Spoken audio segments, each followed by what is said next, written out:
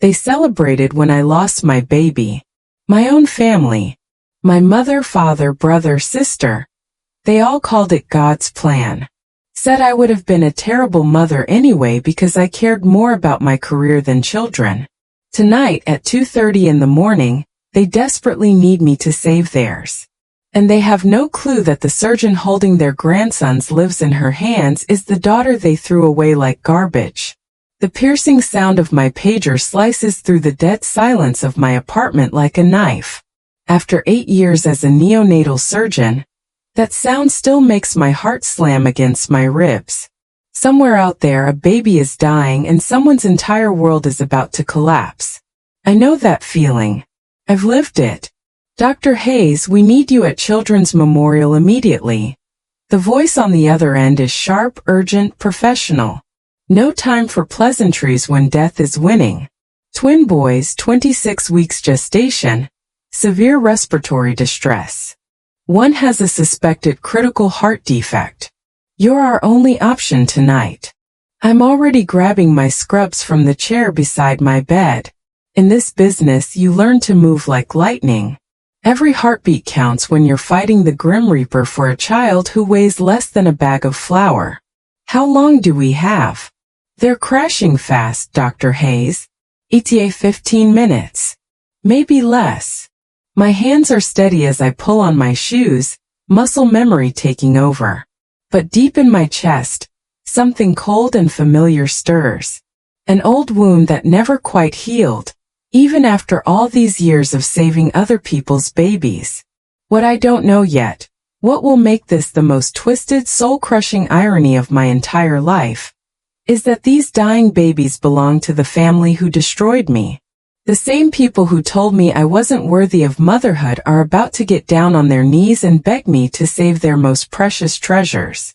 But I'm getting ahead of myself. You need to understand who I am now, and more importantly, who I used to be before I became the woman who saves the babies others have given up on. Before I learned that sometimes the greatest revenge isn't plotting someone's downfall, it's becoming so successful they need you to survive. The drive to the hospital takes 12 minutes through empty city streets. I've made this journey hundreds of times, but tonight feels different. There's electricity in the air, like a storm brewing. Something big is coming. I can feel it in my bones. By the time I arrive, the emergency team is already prepping the operating room with military precision. These twin boys were born 3 hours ago at some rural hospital in the middle of nowhere, and had to be airlifted here when it became crystal clear they needed the kind of specialized care that only a level 4 NICU can provide. The kind of care I provide. I scrub in methodically, following the ritual that's become my meditation. Cold water first, then surgical soap, scrubbing each fingernail individually, working between every finger, up to the elbows. Every movement deliberate, practiced, perfect. This is my sanctuary. In here, surrounded by machines that breathe for babies and monitors that track heartbeats too fragile for this world. I'm not the overlooked daughter or the woman whose family celebrated her pregnancy loss like it was Christmas morning. In here, I'm Dr. Marlena Hayes, one of the youngest department heads in the country. The surgeon who saves babies other doctors write off as hopeless. The woman who's performed miracles in this room that would make grown men weep. The babies are waiting for me, and they're so impossibly small it breaks something in my chest every single time. Baby A weighs 1 pound 12 ounces. Baby B is even tinier at 1 pound 8 ounces. You could hold both of them in one hand if you were careful enough. Their skin is translucent like rice paper, so thin you can see every tiny rib through their chest walls. They're fighting for every single breath.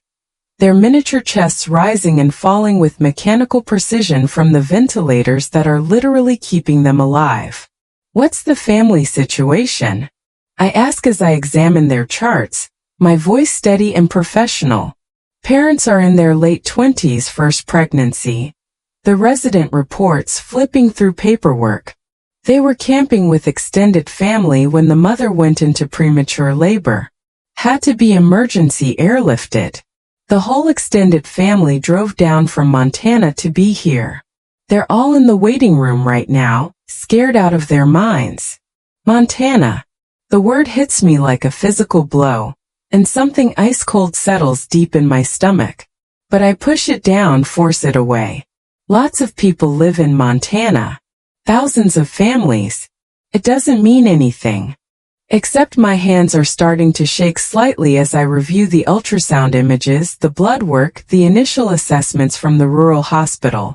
Baby A has what we call a patent ductus arteriosus. Essentially a hole in his heart that should have closed before birth but didn't. It's a critical defect. Without immediate surgical intervention, he won't survive the next few hours. Baby B has severe respiratory distress syndrome, but no structural heart problems. He needs intensive support, lots of careful monitoring, but his chances are significantly better than his brother's. Okay, everyone, let's get Baby A prepped for emergency surgery, I announced to my team. I need the cardiac team on standby, and we're going to need... I stop mid-sentence. The chart in my hand shows the baby's full names in neat black print. Dylan James Whitmore Jr. and Lucas Matthew Whitmore. Whitmore. My maiden name. The name I threw away like a piece of trash 3 years ago, when I decided I never wanted to be associated with that family again. My hands start shaking violently, and I have to grip the chart with both hands to keep from dropping it on the floor. The room spins slightly around the edges. I haven't spoken to my family in 3 years. Haven't seen them in 4. Haven't thought about them in... Well, that's a lie. I think about them every single day. Usually when I'm trying to fall asleep and my brain decides to replay every cruel word they ever said to me. The last time we were in the same room together, my mother told her church friend that my miscarriage was probably God's mercy, because I would have been a terrible mother anyway. Too career-focused. Too selfish. Too ambitious for my own good. Dr. Hayes? Are you all right? I look up at the young resident standing beside me. Fresh-faced, eager, probably wondering why their attending surgeon just went pale as a ghost and looks like she's about to pass out. Yes, I'm fine. I lie smoothly, my voice steady even though my world is imploding. Let's proceed with the surgery. But I'm not fine. Not even close. Because if these babies' last name is Whitmore, and they're from Montana, and there's an extended family in the waiting room, then there's only one possible explanation for what's happening here. These are my brother Dylan's sons. The same brother who told me that my miscarriage was, at least now you can focus on your career without distractions, right? The same family who celebrated when I lost my baby and called it God's plan. Like they were celebrating a birthday party. And now they need me to save theirs. They have absolutely no idea that Dr. Marlena Hayes used to be Marlena Whitmore. They have no clue that the surgeon they're depending on, the woman they're probably praying to God to guide, is the daughter and sister they wrote off years ago as a selfish career woman who would never understand real love. They have no idea that the woman they dismissed as too career-focused to be a good mother is now literally the only person standing between their precious grandsons and death. The irony is so sharp and brutal it takes my breath away. It's like something out of a twisted fairy tale where the villain gets exactly what they deserve, except the innocent babies don't deserve to pay for their family's cruelty. Dr. Hayes. The resident is looking at me with growing concern now. I hand back the chart and move toward the scrub sink again, forcing my hands to be steady, my voice to be calm and professional. Let's save these babies. But as I scrub in for what might be the most important surgery of my career, one question burns through my mind like acid. Do I tell them who I am, or do I let them spend the next 6 hours in that waiting room, praying to the same God they said took my baby for a reason, completely unaware that their salvation is coming from the daughter they threw away like she was nothing? The same family who celebrated when I lost my child now needs me to save theirs. And I'm the only surgeon in this entire hospital qualified to do it. The timer on the wall shows 2:57 a.m. Baby Dylan Jr. doesn't have much time left. Neither does his brother. Neither do any of us, really. But for the first time in 3 years, I hold all the power in this relationship. I control their fate, their hope, their future. And they have absolutely no idea. But before I can decide what to do with this twisted gift the universe has handed me, you need to understand how we got here. You need to know about the Whitmore family, and why they're the kind of people who celebrate a daughter's miscarriage and call it God's will. You need to know why I became the kind of woman who saves babies instead of having them.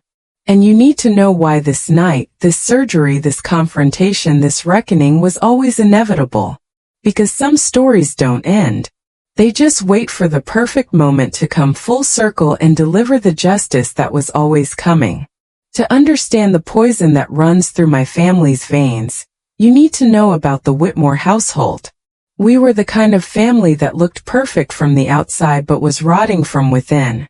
Growing up on our farm in rural Montana, there were 3 Whitmore children, but really only one who mattered, Dylan. My father, Pastor James Whitmore, ran the largest evangelical church in our county. My mother, Ruth, was the perfect pastor's wife. Always smiling, always serving, always making sure our family looked like God's chosen example. And Dylan? Dylan was their golden boy, their shining example of humble, godly masculinity. It didn't matter that Dylan was aggressively average at everything. Average grades, average at sports, average in every pursuit that mattered. What counted was his humility about his mediocrity. In my parents' twisted theology, that made him blessed. I was his opposite. I excelled at everything. Straight A's from kindergarten through high school. Science fair winner 3 years running. Math competitions, debate team, honor society president. I had a hunger for knowledge that my parents saw as dangerous spiritual pride. When I was 14, I won the state science fair with a project on premature infant development. Ironic, isn't it? I'd spent months researching, building models, interviewing doctors. The day of the awards ceremony was the same day as Dylan's mediocre baseball team season opener. Guess which event my parents attended? I stood on that stage holding my first place trophy, scanning the audience for my family's faces. They weren't there. Later that night, when I showed them my trophy, my mother's response was clinical. "That's nice, honey. But Dylan's team won their game. Isn't that wonderful?" My father nodded with approval. Pride comes before a fall, Marlena. Make sure all this academic success doesn't go to your head.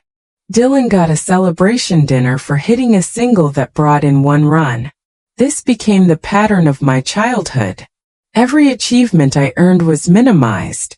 Every recognition I received was treated as a character flaw that needed correcting. Meanwhile, Dylan's participation trophies were displayed like Olympic gold. When I was 16, I received a full scholarship to pre-med. 4 years, full tuition, room and board, everything covered. I was so excited I could barely contain myself. I burst into the kitchen, waving the acceptance letter. "Mom, I got in. Full scholarship to pre-med. They're paying for everything." My mother barely looked up from her pot roast. "That's nice, dear. But are you sure that's what God wants for your life? Medical school is so demanding. What about marriage? What about having children someday?" My father walked in. "What's all the excitement about?" "Marlena got into medical school," my mother said, like someone announcing the neighbor's dog had gotten loose. My father frowned. "Medical school? That's a lot of years of education. A lot of debt too, I imagine." "It's a full scholarship, Dad. They're paying me to go." "You know, sweetheart, there's nothing wrong with being smart. But there's a difference between being smart and being wise. And wisdom comes from God, not from books." Dylan walked in, home from his hardware store job where he'd been working since dropping out of community college. "What's everyone talking about?" he asked, grabbing a beer. Your sister thinks she's going to be a doctor, my father said, and I caught the mockery in his tone. Dylan laughed. A doctor? Marlena, you know you'll never have time for a family if you're working all those crazy hours. What kind of husband is going to want a wife who's never home? Just like that, my full scholarship became a discussion about my marriageability. But here's what my family never understood. I wasn't trying to rebel against God or reject femininity. I was trying to save lives. Even then, at 16, I knew I wanted to be the person who fought for babies who couldn't fight for themselves. I had no idea that one day, I'd be fighting for the babies of the very people who tried to kill my dreams.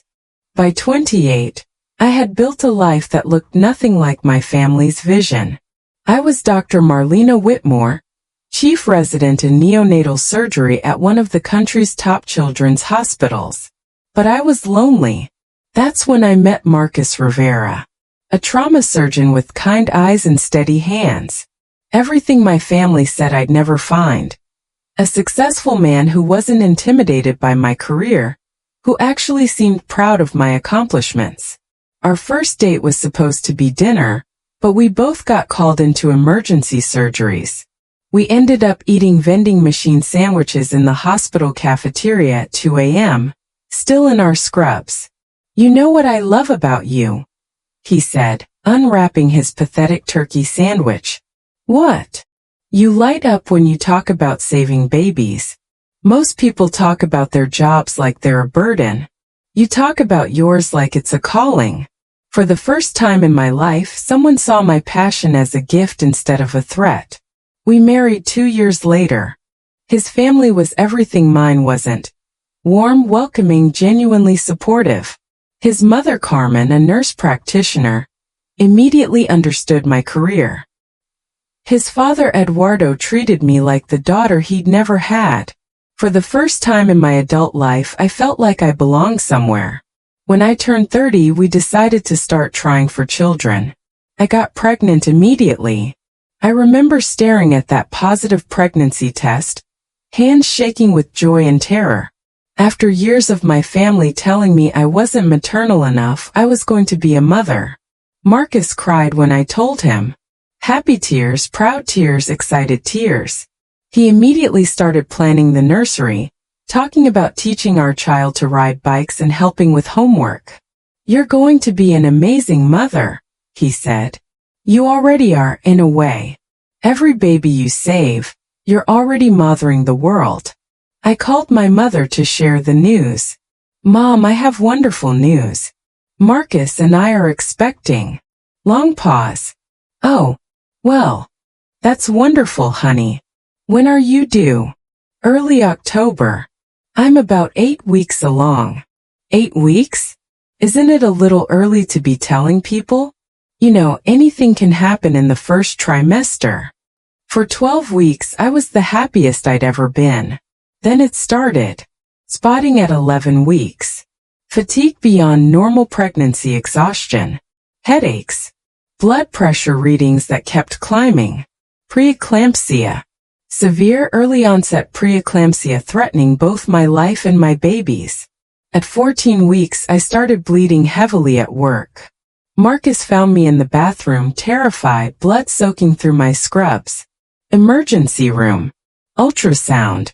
The silence that stretched too long as the technician searched for a heartbeat that was no longer there.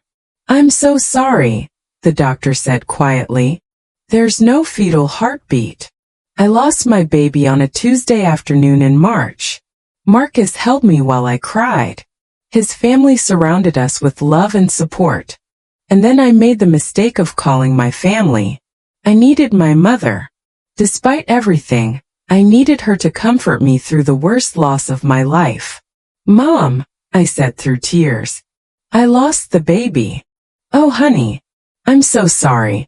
When did it happen? This afternoon. Preeclampsia. There was nothing anyone could do. Well, she said, shifting into her God's plan voice. God knows what's best, sweetheart. Maybe you weren't ready to be a mother yet. The words hit like a physical blow. What? With your career being so demanding, maybe the Lord is protecting you from taking on more than you can handle. Mom, I wanted this baby. We planned this baby. I know, honey. But sometimes God's plans are different. Maybe He's saying you should focus on the children you're helping at the hospital, instead of having your own right now. I hung up. Dylan called an hour later. Hey, heard about the miscarriage. That sucks. But hey, at least now you can focus on your career without distractions, right? Emma called next. Maybe God is saying you should be more involved with Dylan's kids instead of having your own. That night, Marcus held me while I sobbed. Not just for the baby we'd lost, but for the family who couldn't comfort me through losing it. But the worst was still coming. 6 months later, I learned exactly what my family really thought about my miscarriage. And it would destroy what little hope I had left for their love. 6 months after my miscarriage, at a family dinner I'd reluctantly agreed to attend, I learned the truth about who my family really was. I was in the kitchen helping clean up, when I heard my mother's voice from the living room. She was talking to Mrs. Henderson, a family friend from church. Oh, Marlena lost the baby a few months ago, my mother said. How terrible. She must have been devastated. She was upset, yes. But honestly, Margaret, I think it might have been God's mercy. I froze, dish towel in my hands. What do you mean? Well, you know how consumed Marlena is with her work. She's at that hospital 60-70 hours a week. So career-focused, so driven. I just don't think she would have been able to give a child the attention it deserved. The Lord knows what He's doing. He probably saved that baby from having a mother who would have put her job before her family. Ruth, that seems harsh. I'm not being harsh, I'm being honest. Marlena's a good doctor, I'm sure, but motherhood requires sacrifice. It requires putting someone else's needs before your own. And I just don't think she's there yet. Maybe someday, if God humbles her a little, teaches her what really matters. But right now, the miscarriage was probably a blessing in disguise. I set down the dish towel and walked out of that house. I drove home to Marcus in silence, my heart completely shattered. My family hadn't just failed to comfort me through my loss. They had celebrated it. They had seen my grief as God's judgment on my character. They had looked at the worst day of my life and decided it was exactly what I deserved. That night, I made a decision that would change everything. I was done. Done trying to earn their love. Done hoping they would see me. Done subjecting myself to their cruelty disguised as spiritual concern. I was done being a Whitmore. But what I didn't know was that walking away from them would lead me to become someone they could never have imagined. Someone who would rise from their rejection to save the lives they couldn't save themselves. And 3 years later, they would need me more than they had ever needed anyone in their lives. The first year after cutting contact was the hardest of my life. I threw myself into work with desperate intensity. 16-hour days became 18-hour days. If there was a premature baby fighting for life, I was there. Marcus tried to be patient, but grief was eating me alive. Not just grief for our baby, but grief for the family I finally accepted would never love me. You're going to burn out, he warned when I came home at midnight for the 3rd time that week. I'm fine, I insisted, though we both knew I wasn't. Marlena, you can't save every baby. You can't make up for losing hours by working yourself to death. But that's exactly what I was trying to do. Every premature infant I stabilized, every tiny heart I repaired, it felt like penance. The breaking point came during a particularly difficult case. A baby girl, born at 24 weeks, died after 3 weeks of fighting. Her parents thanked me for giving them those 3 weeks with their daughter. I barely made it to the bathroom before I collapsed. Marcus found me sobbing on the floor. I can't do this anymore, I whispered. Then let's get you some help. Dr. Sarah Chan was the therapist who saved my life. Over months of sessions, She helped me understand my family's toxic dynamics, how they'd used religion as a weapon, how my success threatened their worldview. You've been trying to earn love from people fundamentally incapable of giving it to you the way you need it, she said. Not because there's something wrong with you, but because there's something broken in them. The healing was slow, but eventually Marcus and I had to face reality. I want children, he told me one evening. I know you do. And I know you're terrified to try again. He was right. The thought of another pregnancy, another potential loss, it paralyzed me. I can't, I whispered. I understand. But I can't give up the dream of being a father. We divorced amicably. Marcus remarried a year later. They have 2 children now, and sometimes I see their Christmas cards on social media. They look happy. I'm glad for him. But losing Marcus meant rebuilding my life completely. No husband, no family, no children. For the first time I was truly alone. That's when I discovered who I really was. Without pressure to be the daughter my parents wanted or the wife Marcus needed, I had space to become myself. I threw myself into work, but this time it wasn't about running from grief, it was running toward purpose. I developed a new surgical technique for repairing heart defects in extremely premature infants. My procedure increased survival rates by 30% and became standard care nationwide. I published research that changed how doctors approach high-risk pregnancies. My work was cited worldwide. I spoke at conferences in London, Tokyo, Sydney. At 32, I became the youngest department head in my hospital's history. More than professional recognition, I found something I'd never had. A chosen family. Dr. Patricia Williams, Chief of Pediatric Cardiology, became my mentor. She understood what it meant to have your competence questioned at every turn. You know what I love about you, Marlena? She said after a challenging surgery. What? You don't just save babies. You fight for them.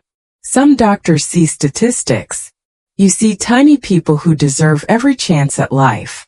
That's not teachable. That's who you are. My surgical team became my siblings. Dr. Park, who made me laugh during long surgeries. Nurse manager Linda, who taught me healing happens through compassion as much as medicine. Mike, the respiratory therapist who could stabilize the most fragile babies. When I was 34, I met David Chun, a social worker who helped families navigate medical crises. We met when he was assigned to a family whose premature triplets I was treating. You're Dr. Hayes, he said. You're the one who saves babies everyone else has given up on. I just do my job. No. You give families hope. David understood trauma, boundaries, the complicated process of healing from family dysfunction. He'd grown up in foster care, built his own chosen family. Real family, he said early in our relationship, is the people who show up for you and love you for who you actually are. We'd been together 8 months when everything changed. Tuesday night in late November, David and I were cooking dinner, laughing about work, when my phone rang. Montana number I didn't recognize. Dr. Hayes? This is Dr. Martinez from Mountain View Regional. We have a patient, Bethany Whitmore, experiencing severe premature labor. 32 weeks pregnant with twins. We need to transfer to a level 4 NICU immediately. Your hospital is closest. Whitmore. My hands started shaking. What's the patient's full name? Bethany and Whitmore. Her husband is Dylan Whitmore. They were camping when she went into labor. The babies are in severe distress. Dylan. My brother whose mediocrity was celebrated while my excellence was dismissed. Whose children my family suggested I should help raise instead of having my own. When will they arrive? 2 hours. They'll likely need immediate surgical intervention. We've been told you're the best neonatal surgeon in the region. After I hung up, David looked at me with concern. What's wrong? I'm about to save a ghost. The ultimate irony was about to unfold. The family who celebrated when I lost my baby was about to beg me to save theirs. And they had no idea their salvation was coming from the daughter they threw away. Now you understand why my hands are shaking as I hold Dylan's son's medical charts. These are the grandsons of the woman who called my miscarriage God's mercy. The sons of the brother who said my pregnancy loss was a blessing. And I'm the only surgeon qualified to save them. I could walk away. Send another doctor. Let them face the same helplessness they forced on me. But as I look at these tiny fighting babies, I realize something that surprises me. I'm not thinking about revenge. I'm thinking about two innocent children who need me to be the best surgeon I can possibly be. Baby Dylan Jr. was so small, I needed a pediatric magnifying lens to see his heart defect clearly. The patent ductus arteriosus was larger than hoped, the surrounding tissue more fragile than ideal. One wrong move and he dies on my table. Okay, everyone, I told my surgical team. This is delicate work. I need absolute precision. For 4 hours I worked to repair a heart the size of a walnut. Millimeter by millimeter, stitch by microscopic stitch, I closed the hole, preventing this baby from breathing on his own. Outside, my family waited. The same people who dismissed my capabilities were now depending entirely on my expertise. Heart rate stabilizing, Dr. Park called out. Oxygen saturation improving, Mike added. Blood pressure holding steady, Linda confirmed. At 7:30 a.m., I placed the final suture. Let's see if this worked. Slowly, we weaned baby Dylan off the heart-lung machine. For 30 seconds, nothing. Then his tiny heart began beating on its own, pumping blood through my repair. Strong, regular heartbeat, Dr. Park announced. Baby Dylan Jr. was going to live. By 9 a.m., both babies were stable in the NICU. I'd done it. Both boys alive, healthy, going to make it. Now came the hard part. I peeled off my surgical scrubs, my heart hammering against my ribs. During surgery, I'd made up my mind, no hiding, no games. If they asked who I was, I'd tell them straight up. Dr. Hayes. Linda poked her head around the corner. The Whitmore family's asking to see you. They want to thank whoever saved their grandsons. I walked toward the NICU waiting area, knowing my life was about to explode. There they were. All of them. Mom, Dad, Dylan, his wife Bethany, Emma, plus a bunch of extended family I remember from childhood. They looked like hell, exhausted, emotionally wrecked but hopeful. None of them had seen me yet. This was my chance to disappear. Send Linda back with some excuse about being busy with other patients. Keep being Dr. Hayes, let them think some stranger saved their babies. But I didn't. I walked straight toward them.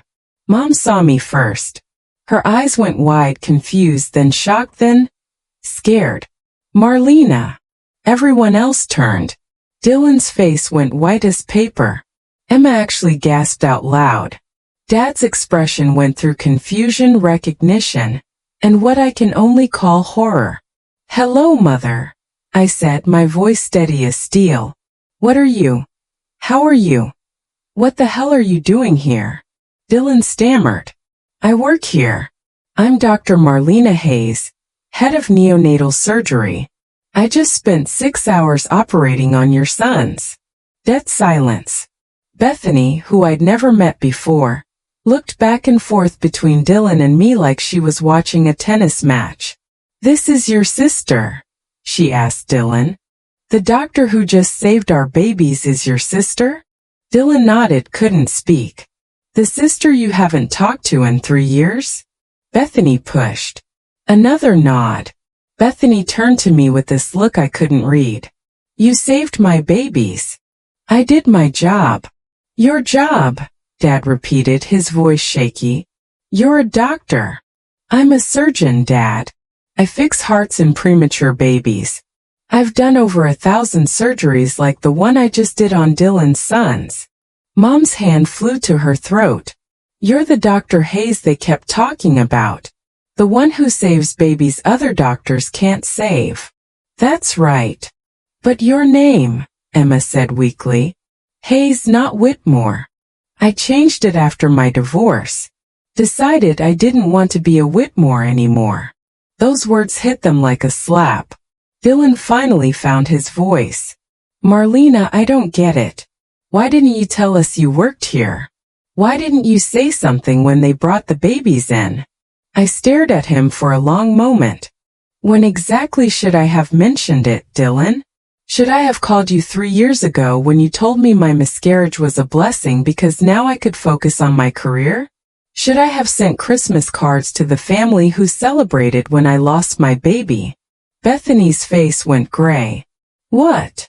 Should I have reached out to the mother who told her church friend that my miscarriage was probably God's mercy because I would have been a terrible mother anyway? Marlena, Mom whispered. You heard that. I heard everything, Mom. Every cruel word, every dismissive comment, every time you celebrated my failures and ignored my wins. All of it. They stood there in shock, finally understanding their own words thrown back at them. But you saved our babies anyway, Bethany said quietly. I saved your babies because they're innocent. Because they deserve every chance at life no matter who their family is. Because that's what I do. I save babies other people give up on. The irony wasn't lost on anyone. How long have you been a surgeon? Dad asked, barely audible. 8 years. I finished my residency and fellowship in neonatal surgery. I've published research that changed how doctors treat premature babies. I've created surgical techniques used in children's hospitals worldwide. I became the youngest department head in this hospital's history. We didn't know, Emma said weakly. You didn't want to know. There's a difference. Dylan stepped forward, tears in his eyes. Marlena, I'm so sorry. We were wrong. About everything. About your miscarriage, your career, who you are as a person. We screwed up completely. Yeah, you did. Can you forgive us? Mom asked, reaching toward me. I stepped back. I'm not here to talk about forgiveness. I'm here to talk about your grandson's medical care. But surely now we can, Dad started. No, we can't. You made your choice about what kind of family you wanted to be 3 years ago. I made my choice about what kind of person I wanted to be. Your babies are alive because of those choices. Bethany looked at me with this mix of sadness and gratitude. How can we ever thank you? Take perfect care of your sons. Love them no matter what. Support their dreams, whatever those turn out to be. Don't make their worth depend on your approval. I turned to leave, then looked back one more time. Dylan Jr. and Lucas will be in the NICU for at least 6 weeks. They'll need follow-up care for months, maybe years. I'm the best neonatal surgeon in this area, so you'll be seeing me whether you like it or not. Of course, Dylan said quickly. Whatever they need. Good. But understand this. I'm their doctor, not your daughter or sister.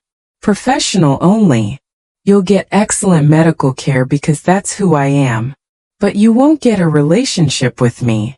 That ship sailed when you celebrated my miscarriage as God's plan. I walked away, leaving my family standing there, finally getting what they'd lost when they threw away the daughter who grew up to save lives. But as I walked back to my office, something weird happened.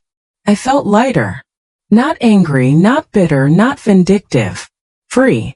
Free from needing their approval, free from their judgment, free from that desperate need to prove my worth to people who couldn't see it.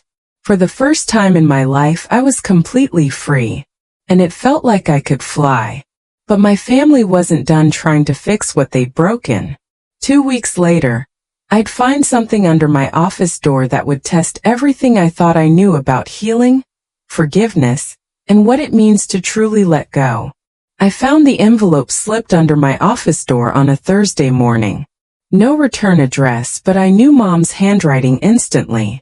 Same careful script that addressed birthday cards that showed up 3 days late. Christmas presents that missed the mark completely. I almost tossed it without opening it. But something made me stop. Maybe curiosity. Maybe that tiny part of me that still hoped she might finally get it. I opened it. Dear Marlena, I know you said you don't want a relationship with us, and I respect that. I'm not writing to beg for forgiveness or try to change your mind. I'm writing because I need you to know something, and I might never get another shot. You were right about everything.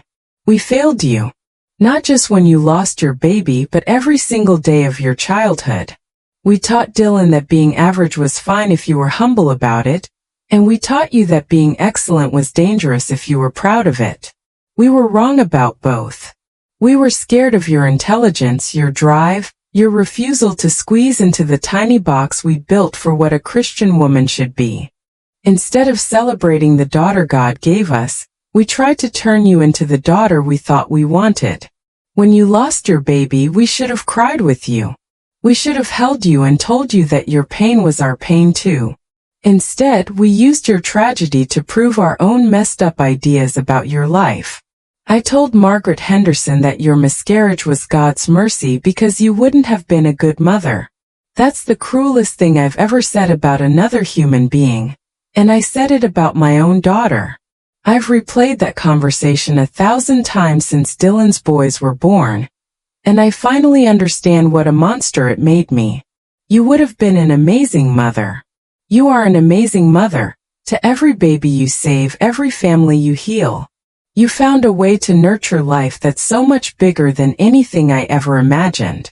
Watching you with Dylan's boys these past 2 weeks showed me who you really are. You're not the selfish, career-obsessed woman we convinced ourselves you'd become. You're a healer, a protector, a guardian angel for the most vulnerable kids in the world. Dylan told me what you said about loving his boys unconditionally and supporting their dreams. That's wisdom I should have shown you 30 years ago. I'm not asking you to forgive us. I'm not asking for a relationship. I just need you to know that we finally see you. We see what we lost when we pushed you away. We see what the world gained when you decided to become who you really are instead of who we tried to force you to be.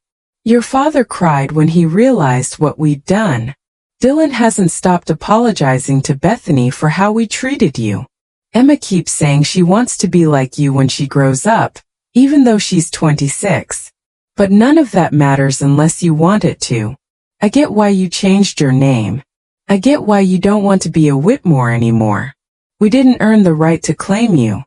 Just know that whether you're Dr. Hayes or Marlena Whitmore, or whatever name you choose, you're the most incredible person our family ever produced. And losing you is the biggest tragedy of our lives. Thank you for saving my grandsons. Thank you for being bigger than our smallness. Thank you for becoming everything we were too blind to appreciate. With love and deep regret, Mother. I read it 3 times before setting it down. It was everything I'd wanted to hear for 30 years. Complete acknowledgement of their screw-ups, real remorse, recognition of who I'd become despite how they treated me. But it was also 30 years too late. I thought about the little girl who won science fairs alone, who celebrated achievements in empty rooms, who built a life of excellence while her family praised her brother's mediocrity. I thought about the young woman who called her mother in the deepest grief of her life, and got told losing her baby was probably for the best. That little girl would have given anything for this letter. That young woman would have cried with relief to finally be seen. But I wasn't that little girl anymore. I wasn't that desperate young woman seeking validation from people who'd proven they couldn't give it. I was Dr. Marlena Hayes. I was the surgeon who saved babies other doctors couldn't save. I was the woman who'd built a chosen family of colleagues who valued my mind and respected my heart. I was someone who'd learned that my worth didn't depend on their approval.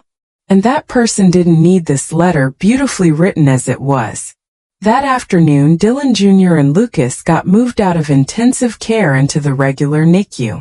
They were doing great, growing stronger every day, hitting all the milestones we hoped for in preemie babies.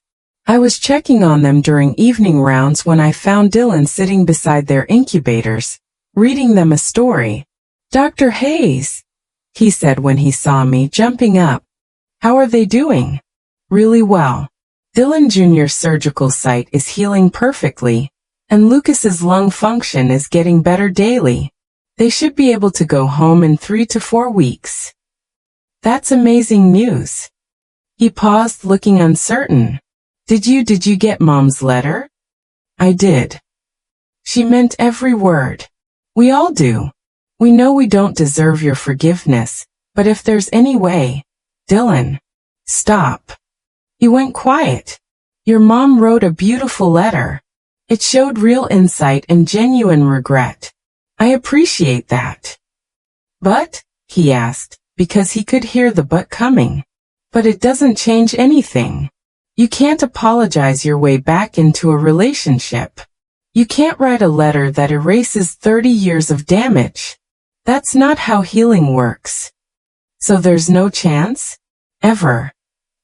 I looked at him for a long moment.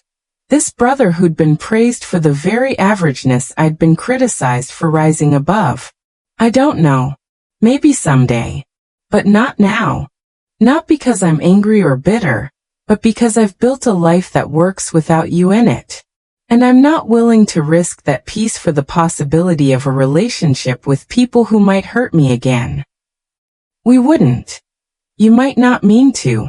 But you've hurt me before without realizing it was harmful. You've dismissed me and made me feel invisible in ways you didn't even recognize. I can't trust it wouldn't happen again." Dylan's eyes filled with tears. "We've lost you forever, haven't we? You lost me a long time ago. You're just finally noticing." He nodded, accepting the truth. "But you haven't lost the chance to be better parents to your sons than ours were to us.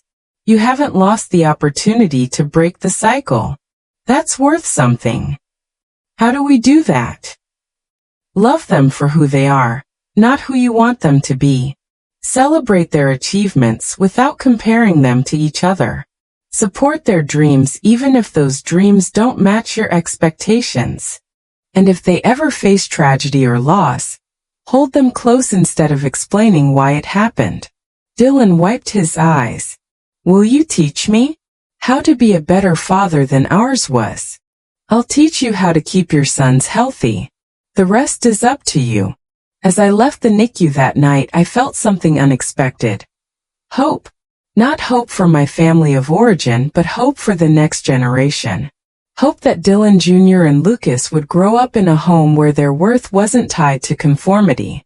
Hope that the cycle of emotional neglect that had defined our family might finally be broken.